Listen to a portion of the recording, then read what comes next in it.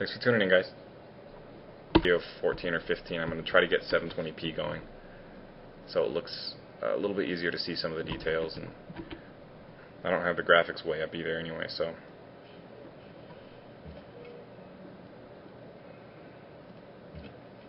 garrison him there, and then that's kind of where I wanted to settle my city too. And it wants me to settle cities over here. This is actually a really good spot for a city, because you can get 2 fish, 2 of those. I actually noticed that it's actually good to overlap your cities, because the city radius is now 3, so 1, 2, 3 hexes grid. So a good city would even be here, where it overlaps a couple, because the amount of time it takes for the city to grow, you're not gonna have the full radius worked for a very long time. So I think it's a really good spot for a city. However, I want to get a city up here. However, again, there's a barbarian camp in the way, and there's better resources here, so I'm just going to settle a city here.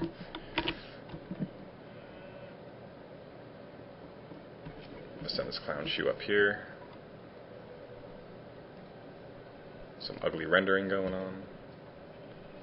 It seems to render all the stuff, like if you see gray when it shoots across the map. That's probably because I alt-tabbed, and when you do that, it has to re-render all the terrain. I got a settler. I don't have any money to afford anything else. I'm going to try for the Great Library. We'll see if we get it or not, since I have nothing else I particularly want to build, because I can't afford to build a giant military right now. Because I already have a decent amount of troops, though I'm sure the computer has twice as many, because they cheat and cost like no gold to maintain. And yes, I'm gonna claim the computer cheats all the time, because they do. There's no other explanation for the kind of crap that they pull off in these higher difficulty settings. These cheaters. Everybody knows that turn-based strategy computers always cheat. That's the only way they can win. And see, look how horribly defended Washington is. That's ridiculous. So as soon as I take out that barbarian camp, I'm going to bring all my troops up, and I'm going to take Washington. Like, he's got a few guys that he can pull in to defend, but I think I can take it. So I'm going to get my archer closer. Ranged units are the key, in my opinion. Crossbowmen are like so powerful. It's so funny that the things they can do. I took a crossbowman all the way through to the end of the game before artillery killed him. The second to last best siege weapon in the game. I actually had him up to range 3 with 2 shots a turn. So if I didn't move, I could shoot him twice, and he could take out 36 strength infantry. I think I pretty much killed them a couple of times with them, which is pretty damn good, considering that they only have a range strength of like 10, I think 10 or 12.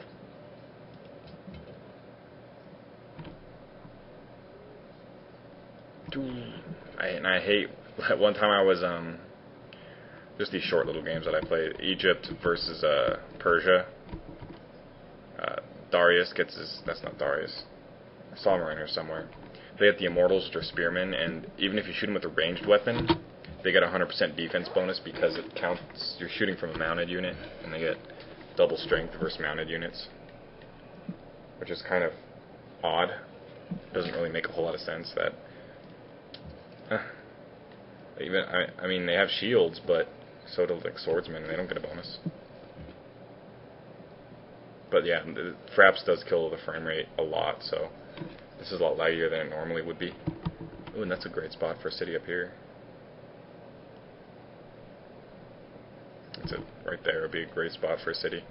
Fish, gold, all those, and some sheep, or deer, and sheep, of course.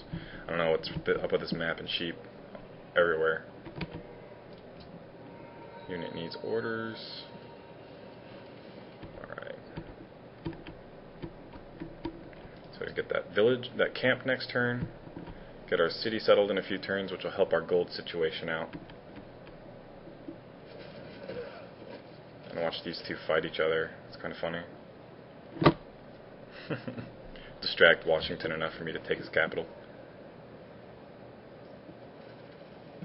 Another thing that's interesting to note, if you're playing a game where it's kind of you versus someone else, and one of the other AIs or something, if it's literally just your two civs, all you have to do is go capture his capital, and you win the game.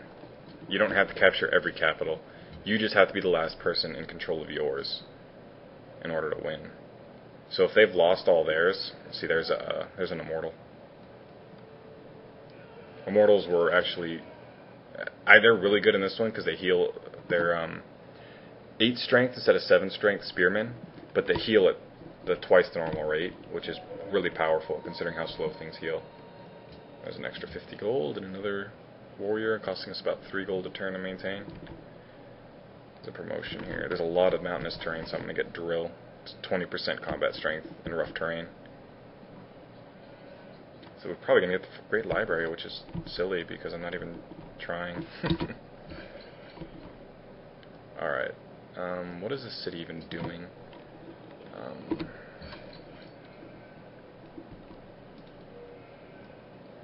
Go there. Actually, and another thing I noticed is I don't really set the workers on my city myself. I just kind of let the computer do it, and it does a good job. When I want a city to build stuff faster, I'll just go in and click production focus, because it seems to be really efficient at what it does. So I'm going to do that. I want to get that monument built faster. Let's see, if I did production focus, I'd get another turn, but we'd lose some gold. No. But it would grow a lot slower, so I'm going to leave that.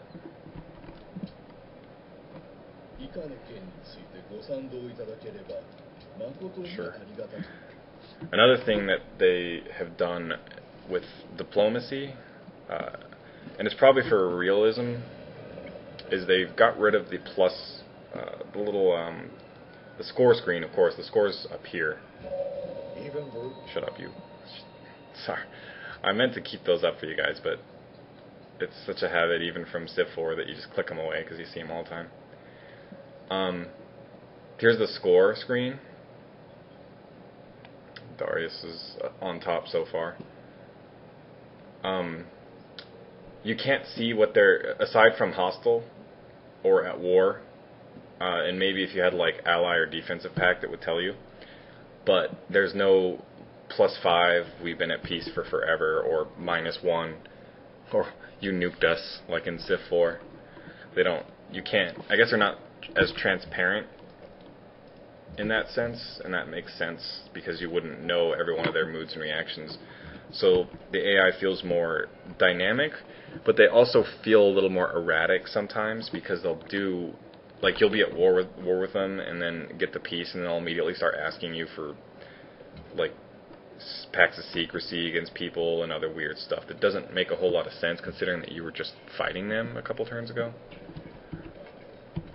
But they basically act more in their best interest, it seems. In fact, I've had Darius on the ropes before, and he surrendered every one of his cities to me, like six of them, to keep his capital.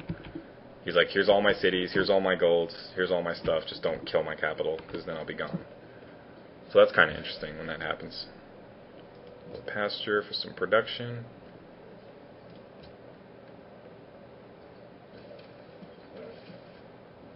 And I have to remember when I get to war with the system, hide my worker so it doesn't steal them. See, and he's going to take Gandhi's city. I'm going to burn that one down anyway. It's in a horrible spot. And here's another city. Takes away some happiness. I think it's 2 happiness supported per city. So every city, 6, and I have 3 cities. And then plus total population, so 3, 10, 11. So, yeah, minus 15. That's the wrong one.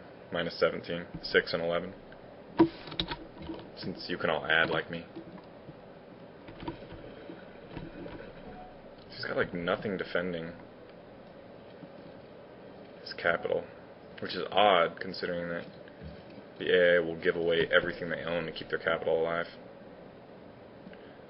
I'm not sure why I'm exploring with this warrior. I have no idea what's going on right now. I'll pump out another worker, whatever. Especially once you get some culture up and your borders expand faster. Sometimes it can be hard to keep up if you build cities quick enough. And I have noticed that it actually does have more of a Civ 4 feel. You actually do have to build more cities. You can kind of get by with less cities if you do certain strategies, but since science is directly based off of population now, and gold is based off your cities heavily, you have to build cities. So I'm going to be trying to build a lot more for us to have a fighting chance. And I'm going to be taking over some too, of course. Because it's always fun to steal people's shit. I'm going to have to declare war on this guy. Like now. I think what I'm going to do is use these guys to take Washington. Because his actually defense is shitty as hell. And then I'm going to take these 3 guys to defend Hamburg while I take Washington. And then that should be good. And if I get creamed, we'll learn a lesson there. And actually... Okay. You see, they actually will do that now. If you have armies near their borders, they'll call you out. Oh, you bastard. Damn it. Alright, now you're going to pay for that. You are going to pay for that. It likes to jump around too. It's like, no, use this unit. And I'm like, no. I was busy. Alright. And again, there goes our timer. So I have a few more seconds. I'm going to wrap this one up. And in the next video, we are going to destroy Washington and take his capital. See you in a bit, guys. Thanks for tuning in.